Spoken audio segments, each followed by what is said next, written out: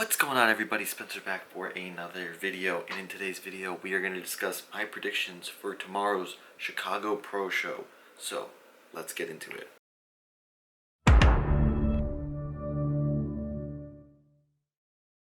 So the Chicago Pro Show is the last major show before the Olympia, and today was the classic and men's physique categories and some of the women's categories. I'm not really into the women's bodybuilding or women's shows.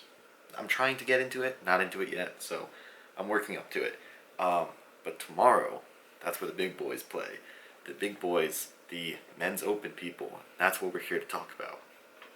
So mainly, where am I placing the top 10 people? If you look at the list, this is the list of competitors. There are some stacked names and there are some complete nobodies.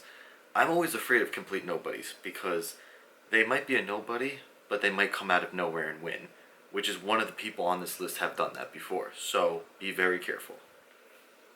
I didn't put any nobodies on the list though because they're anomalies. You kind of don't know what they're going to show up as. You don't know why these people are quote unquote nobodies. I hate saying that, but they are kind of like not the popular guys. So the number one spot can go to a couple of people. I think there's 4 people that have a chance of getting number one. My most likely number one chance, I think, is Justin Rodriguez.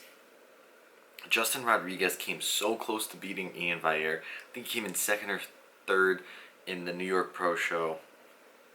So he is like ready and he's determined, and he's been coming in looking really good in his Instagram photos. So I think Justin Rodriguez is most likely going to be my number one pick. Now the second pick, I think, would be Nick Walker. And I think it's crazy that this kid just turned pro 6 weeks ago. And now we're talking about how he might qualify for the Olympia in the same year he turned pro. That is insane. So, this guy he has like no flaws in his physique. Like seriously, like as a bodybuilder physique, he has almost no flaws. Maybe that he's a little small. Like, in this guy's like a little small. That's the one thing I think that's going to hold him back, is that he is just too, like, we haven't seen him against real bodybuilders, like pros, so I don't know how he's going to come out looking against with them, but I think he's going to do very well. I easily think he can win, but I think it's more likely he's going to come in second or third. Now, third and fourth place, I have 2 people kind of like switching on and off. We'll start with one. I think Akeem Williams could honestly win this show as well. And Akeem Williams is a phenomenal bodybuilder, but I feel like he just has trouble coming in peeled, in my opinion. And just with that mindset, in likelihood, I can't likely give him a win in this. So he can definitely win. I will not be surprised if he looks peeled and he wins, but I think that he could definitely hit second place or third place. I really think they're going to go with Nick's physique over his, because Nick is big and he's very shredded, and Akeem is just round and big, but he doesn't always come in shredded. So I think Akeem's going to be probably third or fourth, and he's going to be neck and neck, I think, with Max Charles. Max Charles, again, always comes in looking really good, always gets overlooked just because he's a little too small. Like, 2 more years of muscle. Come on, Max. You can easily get a pro win and then get to the Olympia. So, like, Max, I think, is either going to be third or fourth because he's always like sneaking up on these guys, but he can't always get those wins. Next, I cannot even pronounce this guy's last name, but I know he's a great bodybuilder, and it's Nguyen.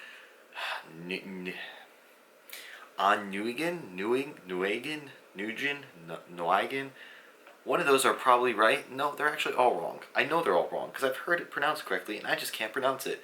So we're going to go and call him An. An, I think, is going to place 5th place. I think An is definitely going to show up 5th, maybe 6th if he's not that shredded, but I know he's been like ready, so I think An's probably going to be 5th. In 6th place is going to be Joe Seaman. Again, Joe Seaman's a little bit of the kind of coming up there guy, so I think in a couple of years he's going to take like the top 3 spot in some of these shows, and then he'll eventually get those wins. I would not be surprised if Joe Seaman shows up on the Olympia stage in the next 2 or 3 years, but I think he's probably going to place like 6th place tomorrow. Next is Someone I had no clue about until my friend John brought him up to me. He said, watch out for this guy. This guy looks crazy. And his name is Sean Smith. Sean Smith is shredded and he looks crazy. He's just a bit too small. So I think Sean, again, in a couple of years, puts on more size, fills out his frame a little bit better, he'll be excellent. But right now, I'm putting him at 7th. And that's just because I don't know Sean's physique or how he really poses or how he goes very well compared to these other guys. So I'm gonna stay safe since he's a little bit smaller and put him 7th. Next is someone who is one of my favorite bodybuilders actually. I really like this guy. Him and I've talked about this before, how like Jay Cutler always got me into bodybuilding, and then like Luke Sandow and like Rolly Winkler, those are like physiques I really liked. But then also I just gravitated towards Josh Wade. Josh Wade, I think he's just such a nice guy. He has such a good physique. My one thing is, I would have placed Josh in like 5th place in this show if he was bigger. But I don't know, Josh used to come in with a really big bloated midsection. He was always really puffy on stage and he would be lean, but like it didn't look that good because of like his puffiness. And it looks like he fixed his midsection. His midsection looks amazing. And he looks really lean. But he just looks small. I don't know if it's just me, but he just looks small to me.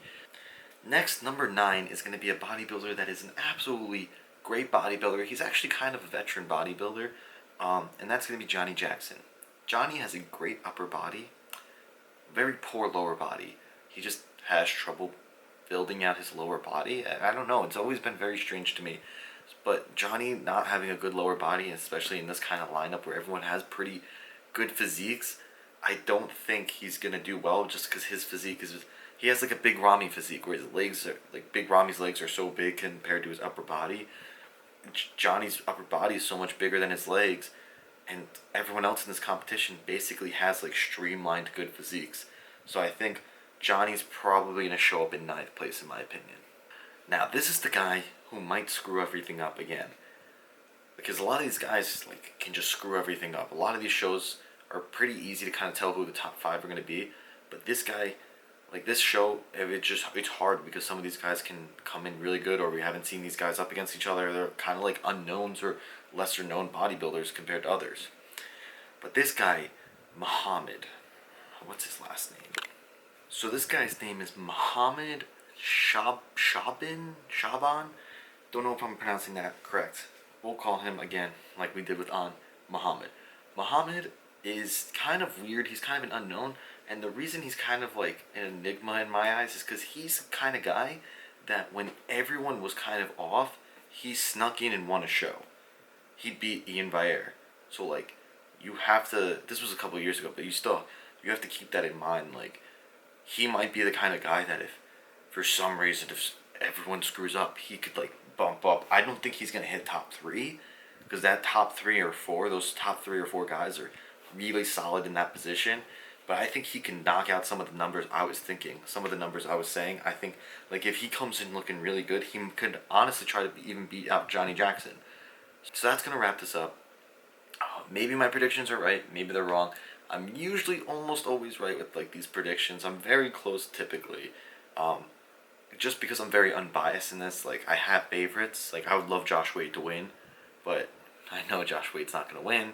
But I know in my heart I want him to place better than I put.